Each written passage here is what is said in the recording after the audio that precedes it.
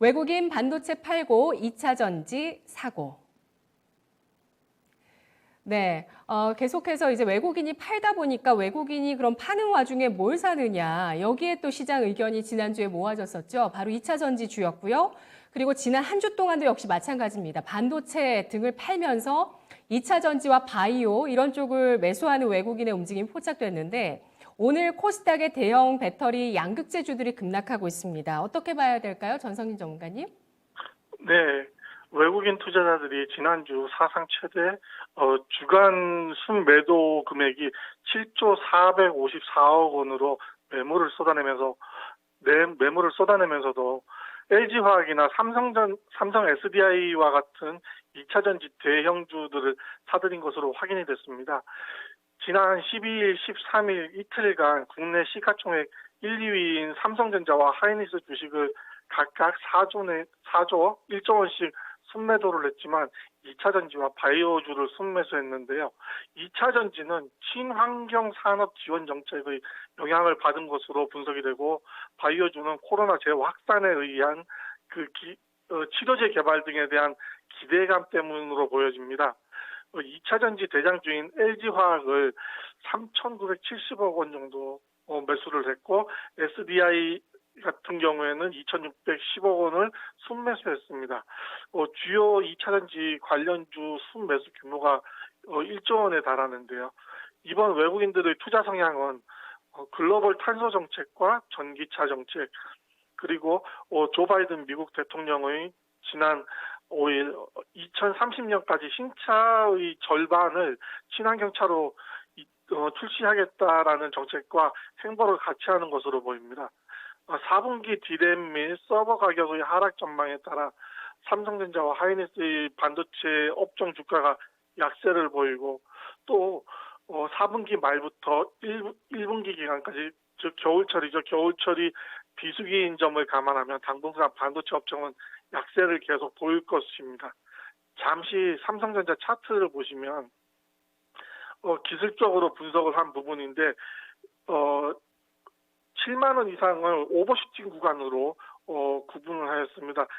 이 부분에 대해서 왜 설명을 드리냐면 경영권 목적이 아닌 주식이 수익을 얻기 위해서는 배당을 받거나 아니면 매매 차익을 얻는 경우 두 가지입니다. 매도를 한다는 것은 매매 차익으로 추정이 되는데요. 1월부터 본격적으로 매도를 시작한 외국인이나 기관은 수급에서도 확인이 뚜렷하게 되고 있습니다. 결국 이 삼성전자의 주가는 정상 궤도의 안으로 진입하게 될 것이고 조정이 깊어질 시에는 6만 원 이하로까지 예상이 되고 있습니다. 하이닉스와 같은 경우에는 현재 최저 지지 가격이 9만 원 이하까지 열려 있는 것으로 확인이 되고 있습니다. 일단 이 부분에 있어서는 계속적으로 제가 산업의 변화로 인해서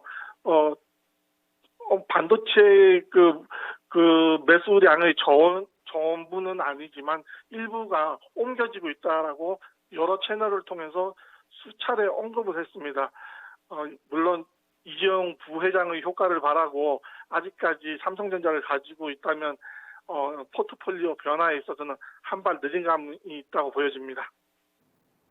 네, 알겠습니다. 자, 두 분 모두 삼성전자에 대해서 두 분 전문가 모두 6만 원대 부근까지 열어두셨네요. 전성진 전문가님은 외국인이 파는 와중에 사는 배터리주에 대해서 어떻게 보시나요?